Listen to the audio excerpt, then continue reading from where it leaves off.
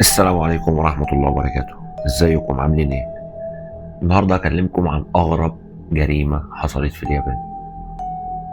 بس قبل ما نبدأ سماعتك في ودنك، مشروبك المفضل في ايدك، ولو عايز تجربة أفضل اطفي النور. نصلي على النبي محمد عليه أفضل الصلاة والسلام، وندعي لإخواتنا في غزة، وخلينا فاكرين إن احنا لسه مقاطعين. وبسم الله الرحمن الرحيم، يلا بينا.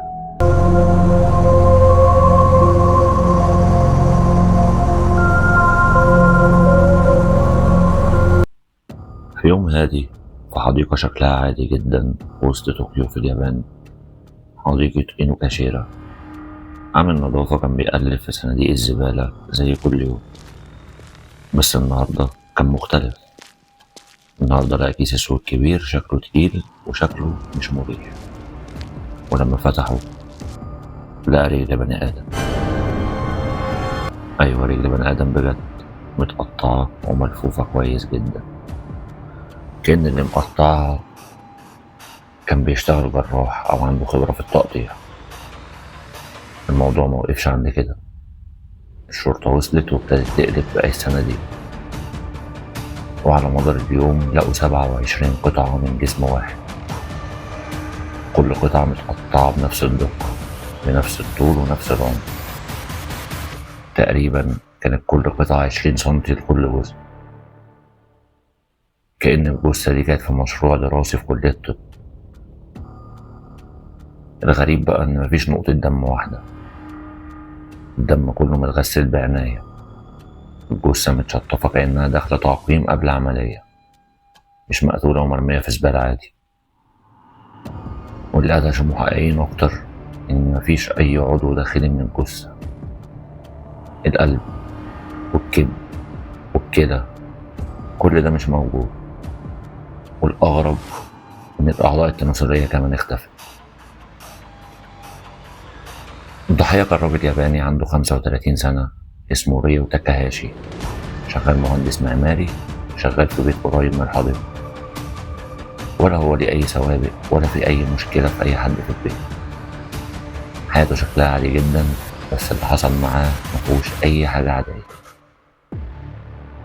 الشرطة اشتغلت على القضية بكل قوتها، فتشوا المنطقة، سألوا الجيران وراجعوا كاميرات، حتى جربوا يشوفوا ايه انواع المناشير اللي ممكن تعمل التقطيع ده. لقوا ان اللي قطع الجثة استخدم نوع معين من المناشير الكهربائية الدقيقة، الأداة بيستخدمها عادة الجراحين أو ناس في مجالات طبية وبس. مفيش بصمات ولا شاهد واحد شاف أي حاجة. الغريبة بقى إن الجثة كلها كانت في أكياس بلاستيك نظيفة ومتربطة بكابل معدني، الكابل ده بيستخدموه في تغليف الأجهزة الكهربائية. وده خلى الناس تتكلم عن ممكن القاتل كان شغال في مصنع أو في مجال الإلكترونيات، ولا دي مجرد صدفة. تفتكر حد عنده علم بالتشريح ساكن قريب من الحديقة وعارف الجثة دي هتتحط فين ومين هيلاقيها وإمتى؟ حد عايز يبعت رسالة بس مش بالكلام، بالدم. بس السؤال لمين؟ التحقيق استمر شهور بس مفيش جديد. الصحف اليابانية وقتها كانت بتسمي الجريمة أغرب جريمة في طوكيو، وسنة ورا التانية الناس نسيت، بس القضية لسه مفتوحة، ولسه الشرطة مش عارفة مين اللي عمل كده ولا ليه، ولا حتى ازاي الجثة اتغسلت واتقطعت واترمت بالطريقة دي من غير ما حد يحس بحاجة. بعد فترة بدأت تظهر نظريات غريبة.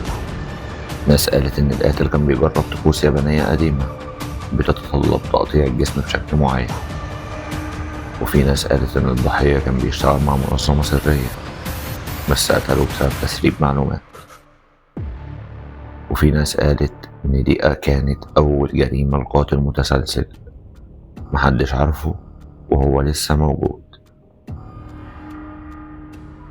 في ناس بتعدي من نفس الحديقة لحد النهاردة، بتتمشى، بتاكل في عربيات الأكل هناك، بس مفيش حد منهم يعرف إن المكان ده كان مسرح لجريمة مش مفهومة ومش محلولة، جريمة عمرها 30 سنة ولسه بتسأل فين الراس وفين الأعضاء، ومين اللي خلى الجثة تختفي وتظهر على أجزاء. الجريمة دي حصلت في سنة 96، لحد النهاردة لسه ما اتحلتش، ولسه التحقيق مفتوح لحد النهاردة. بس أنا عايز أسألك سؤال، لو كنت أنت مكان المحقق كنت هتبدأ منين؟ ولو القاتل ساب رسالة بس مش بالحروف، بالسكين، هتقدر تقراها؟ وبس كده وصلنا لآخر الفيديو. بس لو عجبك الفيديو ما تنساش تعمل لايك وتشترك في القناة وتقولي رأيك في كومنت. تمام؟ وما تنساش ان احنا لسه مقاطعين، ما تنساش ان احنا ندعي لأرضنا في غزة. وبس كده، واستنونا في اللي جاي عشان اللي جاي أصعب بكتير. سلام.